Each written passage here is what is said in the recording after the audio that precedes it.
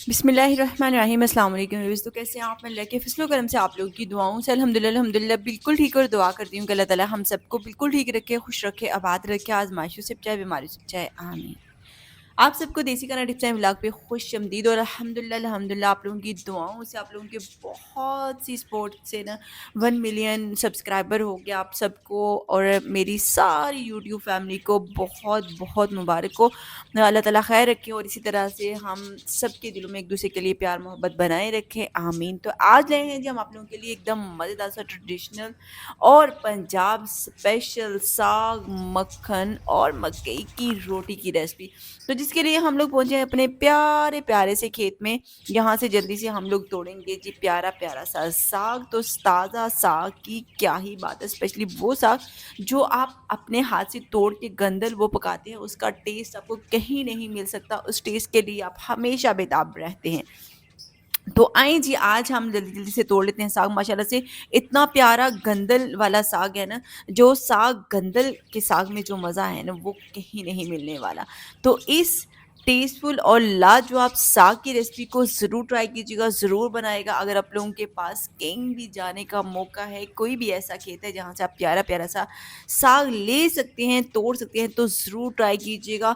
साग खाना और पकाना तो बात की बात है, असल मज़ा तो सफ़र में होता है। असल मज़ा तो इसका मतलब कि जो काम है वो करने में, बाहर खेती में जाके प्यारा-प्यारा सा साग तोड़ने में है, जिसे देख के आपका दिल खुश हो जाता है। खाना पकाना तो होता ही रहता है। ख़ैर, अभी हम लोग प्यारा-प्यारा सा गंदल तोड़ेंगे। अगर आप लोगों को साग नहीं तोड़ना आता तो आपको बताती चलूँ कि गंदल को आपने वहाँ से तोड़ना है जहाँ से टक करके ये टूट जाए, ना कि खींच-खींच के आपको तोड़ना पड़े, क्योंकि अगर आपने खींच-खींच के तोड़ा तो वो बहुत सख्त साग होगा, और उसको काटने में भी मुश्किल होगी और पकाने में भी मुश्किल होगी। तो फाइनली माशाल्लाह से देख सकते हैं बहुत ही प्यारा-प्यारा जो है ना साग मैंने यहाँ से तोड़ लिया है। अभी चलते हैं जल्दी से, मैं इसकी बुशकड़ी बाँध लेती हूँ। ये नहीं कि एक छोटी-सी जो पंड होती है, जैसे लोग जो है ना वो लेने जाते हैं जैसे चारा वग़ैरह, तो उसके लिए बड़ी-सी पंड होती है। ये छोटी-सी पंड मैंने बना ली है साग की। माशाल्लाह से बहुत ही अच्छा लग रहा था। दिल चाह रहा था कि सारे का सारा साग जो है ना मैं तोड़ लूँ। इतना प्यारा माशाल्लाह से साग था। लेकिन ख़ैर, इतना ज़्यादा क्या करना था, थोड़ा-सा तोड़ लिया मैंने, और अभी चलते हैं जल्दी से जाके करते हैं जी आज के काम की शुरुआत। ये कि कटिंग वग़ैरह करेंगे, लेकिन छुट्टियाँ थी और हम लोग अम्मी के घर की तरफ आए हुए थे, और यहाँ मैंने अम्मी जान से बोला है कि जल्दी-जल्दी से मुझे साग काट दें दरंती के साथ। अम्मी जान जो दरंती से साग काटते हैं, मैं तब तक जल्दी से जो है ना चावल यानी कि मुंजी जो है ना उसको इकट्ठा कर लेती हूँ, इससे पहले कि इस पे पड़े ओस और ये हो जाए गीली। तो मामा जानी यहाँ साग जो है ना वो बना रही हैं, साग को कटिंग स्टार्ट कर दी अम्मी जान ने, और मैंने यहाँ जो है ना जल्दी से चावल के जो बिखेरी हुई मुंजी थी उसको इकट्ठा करना शुरू कर दिया है। तो अम्मी जान किस तरह से दरंती की मदद से, पहले ज़माने में ऐसा होता था कि सारी कटिंग जो है दरंती की मदद से की जाती थी। छुरी का इस्तेमाल बहुत कम होता था, लेकिन अब जो है ना, क्योंकि मैंने तो कभी दरंती से की नहीं है, मैं तो कटिंग बोर्ड से ही करती हूँ। ख़ैर, अभी मैंने अम्मी जान से जल्दी से साग तो कटवा लिया, लेकिन यहाँ पालक वग़ैरह को अभी तोड़ना बाकी था। पालक वग़ैरह को जो है ना अभी काटना बाकी था, क्योंकि पालक तो मैं अभी लेके नहीं आई थी। ख़ैर, ऐसा करती हूँ, सबसे पहले तो मैं साग को चूल्हे पे चढ़ाती हूँ, उसके बाद हम लोग चलेंगे पालक की तरफ, क्योंकि पालक को अभी धोना भी बाकी था।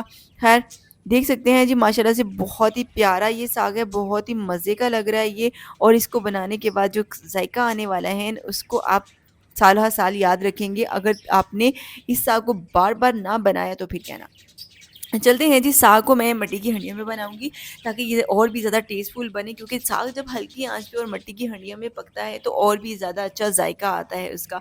तो माशाल्लाह से देख सकते हैं कि साग को मैंने चूल्हे पे चढ़ा दिया है, और जल्दी-जल्दी से मैंने पालक धो ली है, और पालक धोने के बाद अभी मैं ऐसा करती हूँ कि जल्दी से पालक काट लेती हूँ और यहाँ साग को कवर करके रख देती हूँ, ताकि साग तब तक पकता चले और बर्तन में स्पेस इतनी हो जाए कि जल्दी से जो है ना पालक की जगह भी बन जाए। खैर, पालक भी मैंने एक-एक पौधा करके अच्छे से साफ़ करके फिर उसके बाद खुले पानी में से साबुत धोया है। अब हम इसको जल्दी से कट कर लेते हैं। तो माशाल्लाह से देख सकते हैं कि पालक भी एकदम मज़े की और फ्रेश-फ्रेश है, और यहाँ हम लोग जल्दी-जल्दी से इसकी कटिंग करेंगे, और साथ ही साथ में हम बर्तन में इसे शामिल करते चलेंगे, ताकि जल्दी-जल्दी से कटिंग हो जाए और हमारा टाइम बच जाए। क्योंकि सर्दी का दिन इतना छोटा होता है कि एक भी आप अगर डिश बनाने बैठते हैं ना, तो भी आपको लगता है कि टाइम गुज़र गया। क्योंकि छुट्टियों में ऐसा होता है कि 12 बजे तो उठना होता है बच्चों को उससे बचाने के लिए छुट्टियों जिस रीज़न की वज़ह से यूँ उस रीज़न की वज़ह से हम बच्चों को बाहर नहीं निकलने देते 12-1 बजे से पहले। और उसके बाद हम लोग जो अगर खाना बनाने बैठते हैं तो शाम हो जाती है। सर्दी के छोटे-छोटे दिन का ये है राज। ख़ैर अचानक से ऐलान हो गया भई छुट्टियाँ ख़त्म हो गई और फिर हम लोग दौड़े-दौड़े आए अपने घर की तरफ और हमें जो है ना बहुत मुश्किल हुई आने में।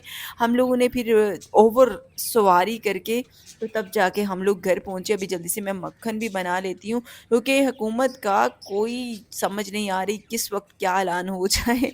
ख़ैर बहुत मज़ा आया, हम लोगों ने बहुत एन्जॉय किया छुट्टियों को अम्मी जान की तरफ और ख़ैर हम लोग ख़ैर से अपने घर भी वापस आ गए। ख़ैर साग तो हम लोगों घर में अपने घर में ही आके बनाया, अम्मी के घर में तो हमें इतना टाइम ही नहीं मिला। अचानक से जब ऐलान हुआ तो हम लोग जल्दी-जल्दी से रातों रात पहुँचे अपने घर और आके जल्दी से बच्चों के यूनिफ़ॉर्म सीधे किए। आपको पता है जब छुट्टियाँ हो जाती हैं तो बंदा हो जाता है लापरवाह बिल्कुल भी हम लोग जो है ना बिना सोचे समझे सारी चीज़ों को इकट्ठा करके अब लग रहा था जैसे सर्दियाँ सारी गुज़र जाएँगी उसके बाद ही जाके स्कूल लगेगा, लेकिन ऐसा कुछ भी नहीं हुआ और हमें एकदम से शॉकिंग सरप्राइज़ मिल गया।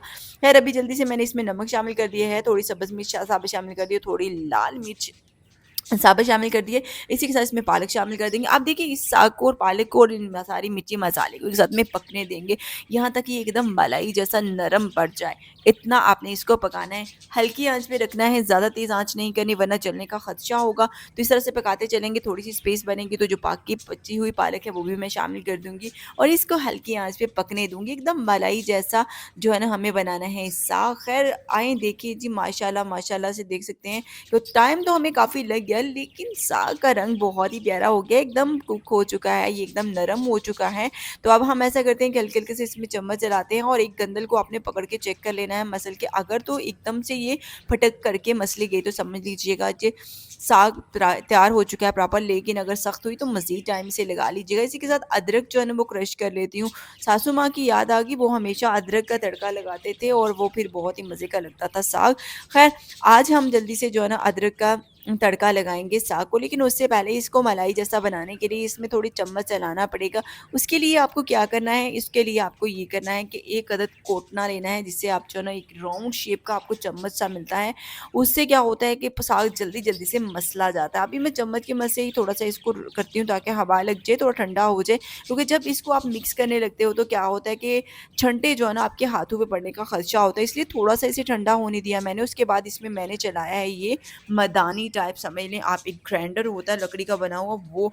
इसके बाद आपने इसमें थोड़ा-सा शामिल करना है गंदम का आटा और गंदम के आटे से ये आपस में जो है ना एकदम स्मूथ सा लुक देगा।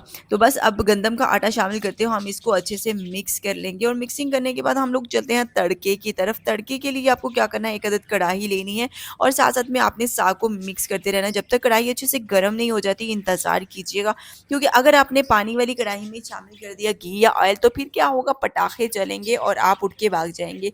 नहीं, नहीं ऐसा कुछ नहीं करना, आपने अच्छे से ऑयल को गर्म होने देना, उसके बाद इसमें अदरक शामिल करना है और इसको करना है फ्राई। यहाँ देख सकते हैं जी माशाल्लाह से साग की मिक्सिंग हो चुकी है स्टार्ट। तो कैसा हुआ साग की मिक्सिंग, चलें अभी आपको दिखाती चलती हूँ। माशाल्लाह से देख सकते हैं एकदम स्मूथ है। अब बारी है भई इसमें से तड़का लगाने के बाद आपने इसको कितना ड्राई करना है, इसमें से नमी यानी कि पानी जो है ना उसको आपने ख़त्म कर लेना है, तभी जाके तो साग का मज़ा आएगा। इसलिए मैं एक साथ में सारे का सारा साग जो है वो बिल्कुल नहीं तड़कूँगी, मैं उतना ही तड़कूँगी जितने की ज़रूरत है। बाकी को जो है ना स्टेप बाय स्टेप जैसे-जैसे खाना होगा तब तभी तड़का लगाएँगे, तभी तो मज़ा आएगा साग खाने का। तो माशाल्लाह से देख सकते हैं जी साग को तड़का तो लग चुका है, बहुत ही मज़े का लग रहा है ये साग। बस अब जल्दी-जल्दी से मुझे खाना है और जल्दी-जल्दी से अभी तो मुझे बनानी है रोटी।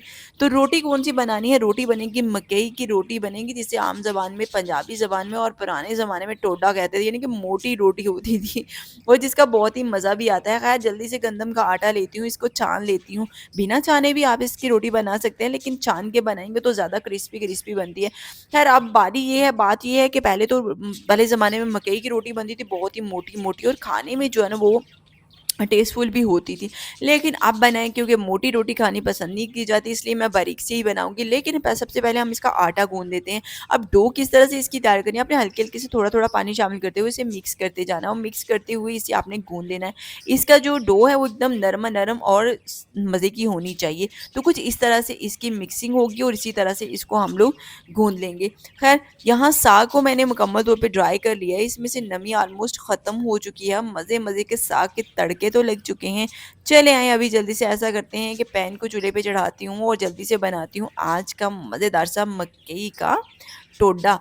जिसको बनाने के लिए आपको राउंड-राउंड करना होगा, पहले अच्छे से इसे जोड़ना होगा। ख़ैर मैं इसको पुराने तरीके से नहीं बनाने वाली, मैं इसको नए तरीके से बनाने वाली हूँ, जिसके लिए यहाँ इस्तेमाल होगा एक प्लास्टिक रैप का, जो कि आप कोई भी शापर इस्तेमाल कर सकते हैं, जो भी आपके पास है आसानी से। अब देखिए मुझे लग रहा था कि मैं जो है ना दूसरा रैप यूज़ कर रही हूँ, लेकिन यहाँ मुझे वो नहीं मिला अभी और उसके बगैर मेरे से रोटी भी नहीं बनाई जाती। ख़ैर मैंने इस रैप को ढूँढ लिया, मैं ये शापर की मदद से बनाने लगी थी और मुझे बहुत मुश्किल लगा, इसलिए मैंने इस रैप को जो है ना ढूँढ के इसमें से मैंने कहा इसी के साथ जो है ना इसको बड़ा करूँगी। इस तरह से क्या होता है कि एकदम बारीक सा हो जाता है रोटी, मकई की रोटी, और बड़ी भी हो जाती है साइज़ में। इस तरह से हमने बहुत ही आसानी के साथ जो है ना जल्दी-जल्दी से इसको आहिस्ता-आहिस्ता दबाते हुए बड़ा कर लिया है। पहला जो मैंने रोटी बनाई थी वो थोड़ी टूट-फूट गई थी क्योंकि उसका शापर जो है ना अच्छा नहीं था।